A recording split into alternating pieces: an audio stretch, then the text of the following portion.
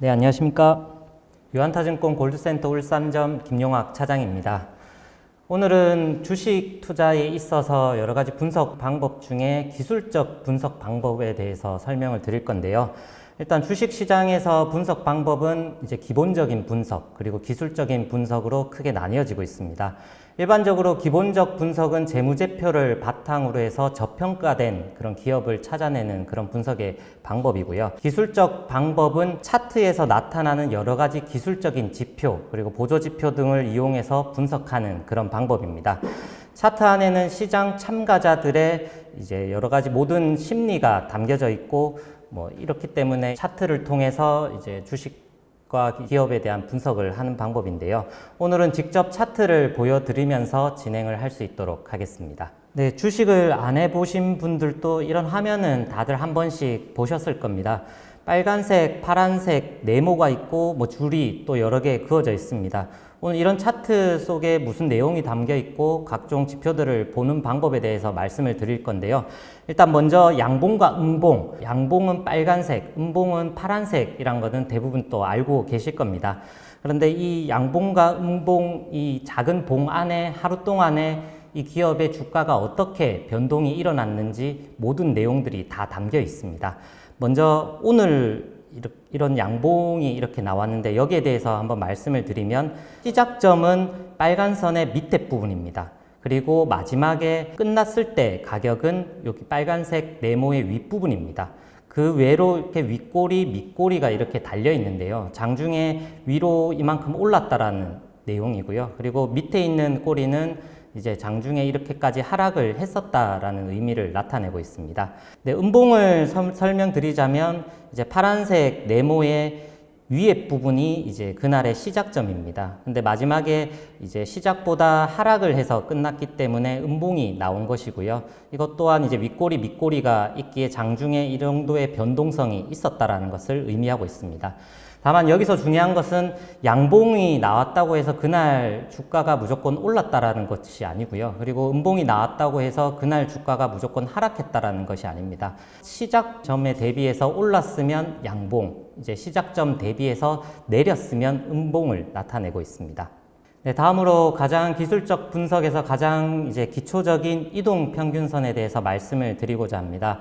이동평균선은 5일, 20일, 60일, 200일, 240일 등등 이렇게 날짜를 설정해서 이렇게 볼 수가 있는데요. 5일 이동평균선 같은 경우는 단기간의 변화를 이제 평균적으로 이렇게 나타낸 선이고요. 그 다음에 20일 이동평균선은 이제 차트 분석에서 가장 중요한 선 중에 하나인 생명선이라고도 불립니다. 다음으로 이제 60일은 분기에 이제 선을 나타내기 때문에 또 나름의 큰 의미를 가지고 있고요. 그 다음에 120일 그리고 240일 같은 경우는 1년을 평균을 나타내는 선이기 때문에 또 나름의 큰 의미를 가지고 있습니다. 각 기간별로 이제 주가의 평균을 이은 그런 선을 이렇게 의미를 하는데요. 여기서 또 중요한 것이 골든 크로스와 데드 크로스의 의미가 있습니다. 일단 예를 들어서 연두색이 5일 이동평균선인데요. 5일 이동평균선이 빨간색인 20일 이동평균선을 돌파를 할 때 이 구간을 골든 크로스가 일어났다라고 말을 하고 있습니다. 골든 크로스가 일어나면 주가가 대부분 이제 이런 상승 형태를 이렇게 그리게 되고요.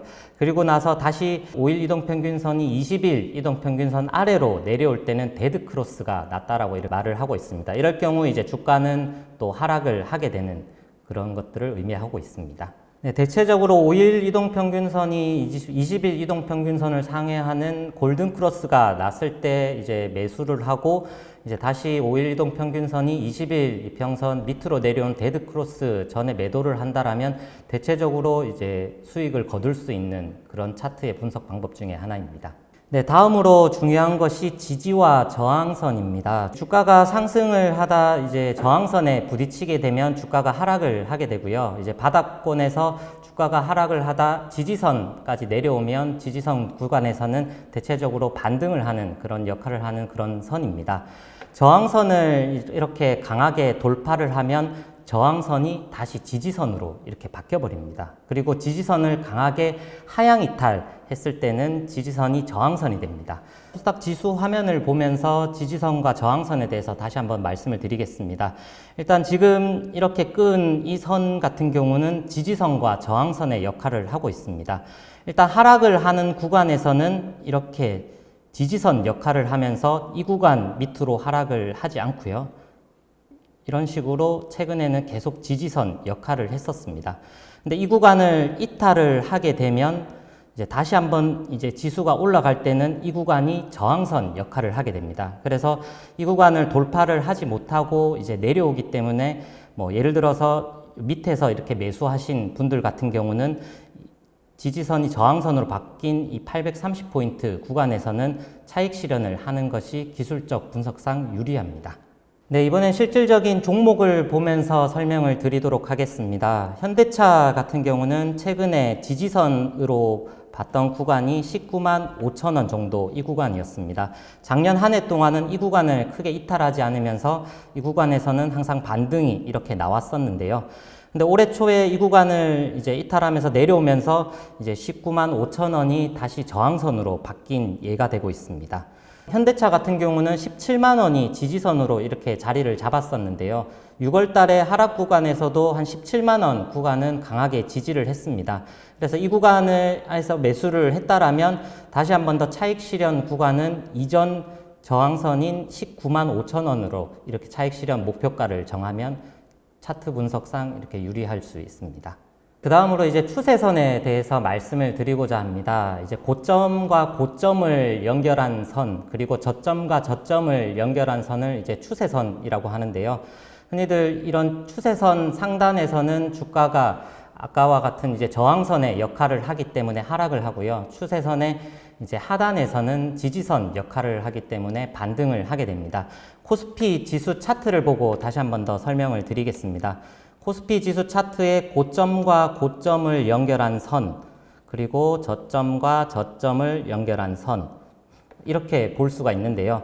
이런 추세선을 한번 보시면 이제 최근 코스피 지수는 작년 7월, 8월 달 이후로 이제 하락 추세선을 이렇게 그리고 있습니다. 그래서 반등이 이렇게 나오더라도 이 추세선 그 상단에서는 다시 또 하락을 하게 되고요. 또 이런 식으로 반복을 하게 됩니다. 그리고 최근에 같은 경우도 6월 달 저점을 찍고 이제 7, 8월 달 상승 구간에서 이 추세선 상단을 정확하게 맞고 이렇게 또 하락을 했던 사례가 있습니다. 네, 다음은 매물대 차트를 보여드리도록 하겠습니다. 특정 가격대의 거래량을 나타내는 막대형 그래프인데요. 매물대가 많은 구간이 지지와 저항의 역할을 하게 됩니다. 심리상 이렇게 많은 사람들이 매매했던 구간에서 이제 주가가 바닥권일 경우에는 이 구간을 잘 이탈을 하지 않고요. 그리고 주가가 다시 상승하는 구간에서 이전에 고점에서 거래량이 많이 일어났던 구간에서는 이제 저항대의 역할을 하게 됩니다. 삼성전자의 주가 차트를 한번 보시면 이제 5만 5천 원, 5만 8천 원 이 구간에서의 매물대 그 물량이 가장 많이 거래가 일어났습니다. 그리고 그래서 최근에 같은 경우는 주가가 하락하더라도 이 구간을 지키는 모습, 지지 구간의 모습을 이 매물대 차트에서 확인을 할 수가 있고요. 그리고 최근에 같은 경우 상단에서는 주가가 8만 원 구간에서 거래가 가장 많이 일어났습니다. 그래서 주가가 반등을 하더라도 8만 원 구간에서는 저항을 맞고 주가가 다시 또 하락하는 그런 모습을 보여줬습니다. 20년도부터 가장 많이 거래가 일어났던 구간이 5만 5천 원에서 5만 8천 원 정도 구간에서 거래가 가장 많이 일어났습니다. 그렇다 보니 최근에 삼성전자 주가가 하락하더라도 5만 5천 원, 5만 8천 원 구간은 강하게 지지를 하는 모습을 보여주었고요. 그리고 2020년 이후로 이제 상단에서 가장 거래가 많이 일어났던 구간은 8만 원 이상이었습니다. 그렇다 보니 이제 주가가 반등이 나오더라도 8만 원을 저항선으로 해서 이제 주가는 작년 연말 같은 경우도 주가가 반등을 하다 주가가 하락을 하는 사례가 있었습니다. 네, 다음으로 설명드릴 내용은 보조지표 중에서 가장 유용한 지표 중에 하나인 이격도라는 지표입니다.